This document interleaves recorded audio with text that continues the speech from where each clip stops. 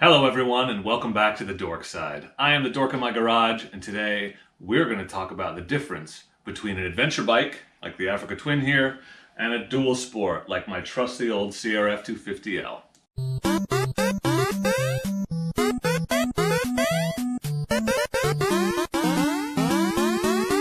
That's right everyone, I am the Dork in the road and I want to be your internet riding buddy. And I'm better than your regular riding buddies because I'm available whenever you want and I come with the mute button. So please, consider subscribing and don't forget to hit those notifications so that you know when I post awesome new dual sport and adventure motorcycling content just like this. So as many of you know, I recently added this beautiful 2016 Honda Africa Twin to my garage. And along the way, there were a lot of conversations with my wife about why I needed an adventure bike when I already had a dual sport bike and what the difference between the two of them was. It occurred to me that she may not be the only person in the world who is confused about the distinction or wants more information, and so that really led me to put together this video. Both types of motorcycle are off-road motorcycles, both are off-road capable, both can be ridden on and off the road, but there are some key distinctions to be aware of. Also, one more caveat, it's a sliding scale and there are exceptions to every rule, and there are a lot of bikes that skirt the line between the two very well. So my plan is to speak in general terms, but obviously there will be bikes that are exceptions to the rule. Let me try to explain the difference between these two types of motorcycle in 10th grade biology terms. Sometimes in the world, a street bike and a dirt bike meet and fall in love. One thing leads to another, and those two bikes produce offspring. In the Punnett square, there's your biology reference, of the offspring created by the union of these two types of bike, your street bike and your dirt bike. You're going to find dominant traits and recessive traits of each type of bike. Short version is the offspring of a street bike and a dirt bike. The kid that gets the most street bike traits but still has some dirt bike traits, that's your adventure bike. The child that gets the dominant dirt bike traits but has a few street bike traits, that's your dual sport. If you think about it that way, a dual sport is generally an off-road motorcycle with some concessions made to make it easier to ride on the road.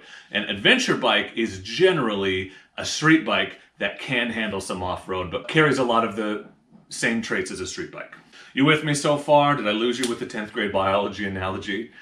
Just remember dominant traits, recessive traits, all that. Super fun. Thanks, Mr. Snow. 10th grade biology in, I don't want to talk about it, a while ago.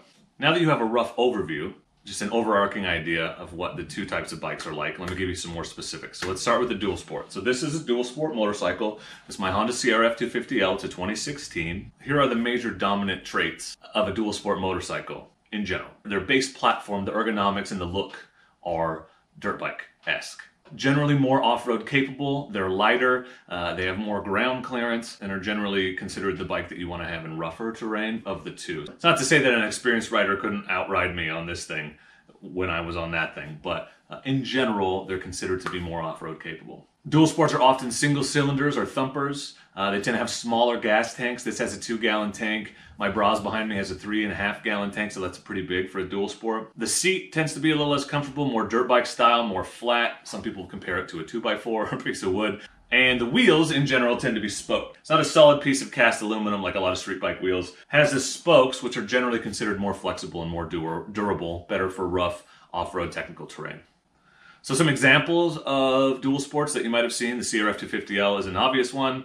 The Yamaha WR250R, the Suzuki DRZ 400, the KTM EXC series. The KLR 650 is considered by many to be a large dual sport and not an adventure bike. I would put it in that category. They vary in size, but generally if it's a thumper, looks like a dirt bike and has spoked wheels, it's almost always a dual sport. Advantages or pros of a dual sport over an adventure bike. They're lighter, easier to pick up. These adventure bikes can weigh almost twice as much, which makes it pretty hard to pick up if you have an unscheduled separation from the motorcycle. Dual sports have fewer body parts to break and they're generally cheaper to replace. So a set of plastics for this bike is somewhere in the neighborhood of $100, where you might pay $100 for a single piece of the plastics on the adventure bike. They have small, reliable engines, proven often unchanged in the last 2 decades, depending on the bike. In general, there are exceptions, obviously. KTM. They're narrower, easier to maneuver in tight spaces, better on tight technical single track, stuff like that. And they're a lot less expensive than an adventure bike in general to buy and maintain. Some cons to a dual sport: they tend to have very small gas tanks. As I mentioned, only 2 gallons on this bad boy. The seats are uncomfortable. They're not great for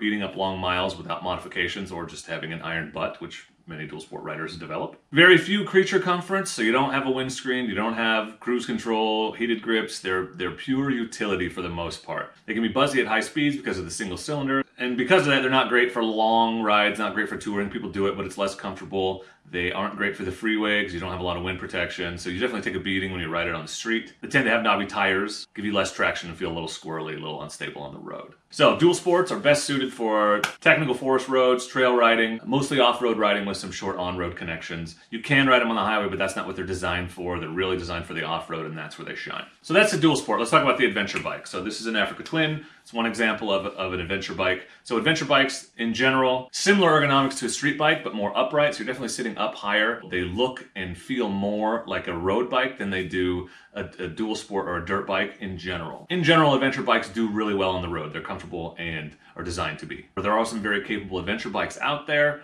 but they're still heavier, harder to pick up, they're wider, they're less easy to ride off-road. They're way more top-heavy, especially with the big gas tank. They tend to have more creature comforts like windscreens, much more comfortable seat. You can get cruise control, heated grips, things like that standard. Because of all that, they're more expensive. So some examples of adventure bikes you might have heard of. Here's the Honda Africa Twin. The BMW GS 1200 is a very popular one. The KTM 1190 and 790R. The Suzuki V-Strom. The Yamaha Tenere and Super Tenere are adventure bikes. And the Triumph Tiger is a great British example of an adventure bike. So all bigger, all taller, all heavier motorcycles. So advantages or pros to an adventure bike over a dual sport bike. Far more comfortable on the road when you're eating up those road miles. A lot better for long tours. Seats are more comfortable. The engines are bigger, which adds to that on-road comfort, gives you more capability, lets you go faster at more comfortable speeds. Engines are better suited to sustained high RPMs. They're way less buzzy because they tend to have multiple cylinders and not be single cylinders like your dual sports. And the gas tanks tend to be much larger, so you can go a lot farther on a single fill-up on an adventure bike. Disadvantages to an adventure bike. They're heavier, much heavier. This bike's pushing 500 pounds. This one's right around 300. So they're quite a bit heavier, especially if you're by yourself and you drop it and have to pick it up. Can make them more difficult to maneuver off-road, especially when you haven't gained a lot of confidence, because it's more important than ever to maintain your momentum when you have a bike this heavy. They're more expensive in general to buy and maintain. They're less capable off-road because they have less ground clearance. They're heavier. They tend to have streetier tires depending on what you put on them. They don't all come with spoked wheels. You should put protection on both, but adventure bikes, it's even more important to add that protection, like these bars, your hand guards, things like that, because the body parts are more expensive, especially if you drop it. It costs more to fix a more expensive bike. It has more bells and whistles, more sensitive electronics, things like that. So it's important to make sure your bike is protected. Also, talking about those bells and whistles, so you've got, this bike has traction control, it has ABS, and all of those expensive components, just more things that potentially cost more to fix versus a very simple machine like this that is lacking a lot of electronics. So adventure bikes are best suited for adventure touring. So if you want to ride, cover a lot of miles, take your camping gear with you and do some off-road when you get there or on the way there, great bike for that. They'll carry a lot of gear, a lot of capacity. They're also really great for people that spend a lot of time on the road but also want to be able to get off the road occasionally. They're great for exploring, but you're not going to do the same kind of exploring, tight trail riding, stuff like that you would do on a dual sport bike. Okay, so that's kind of an overview of the dual sport versus the adventure bike. So there are exceptions to both sides, like I said before, and it's really a sliding scale between dirt capability and road capability. It's not a hard and fast black and white kind of thing. It's like, we talk about tires a lot in terms of percentage on-road, percentage off-road, 70-30, 80-20, 90-10.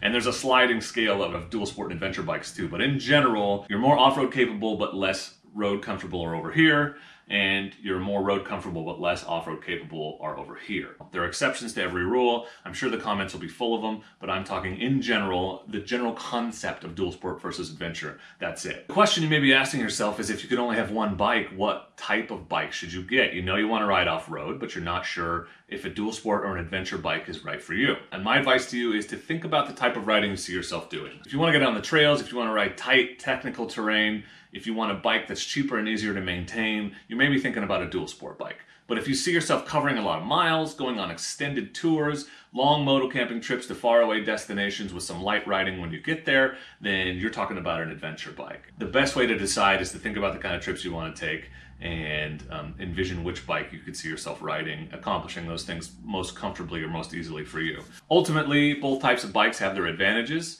and I don't think you can go wrong with either one. And if you do end up getting one or the other and really decide, man, you could use more of the other type of bike. So you get yourself an adventure bike and you find yourself wanting to ride trails and more technical stuff and do less long road tours, well, you can always trade it in and get yourself a different bike, or do what I've done and get both. Because as I explained to my wife, there are very distinct uses for each one. They overlap some, but not so much as you would think. And I think there's room in your garage if you can afford it, and if it wouldn't put an undue financial burden on your family, to have both types. So my advice to you is, if you can make it happen, get both. But if not, go with the one that you think you'll get the most use out of.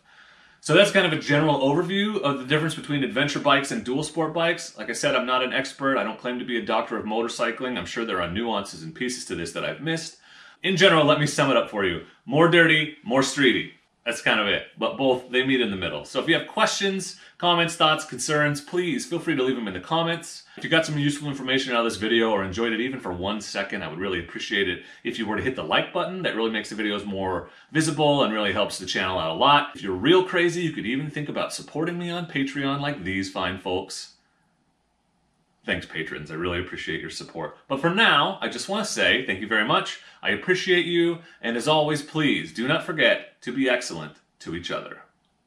Thank you. Excellent! Now I gotta move all these bikes back. Welcome to the Dork side, where today I will expound upon the mysteries of the universe, starting with the difference between adventure and dual sport. Am I purposely making bloopers right now? Like, is that a thing? People always ask me if I had to choose between these two bikes, what would I pick? I pick the Honda.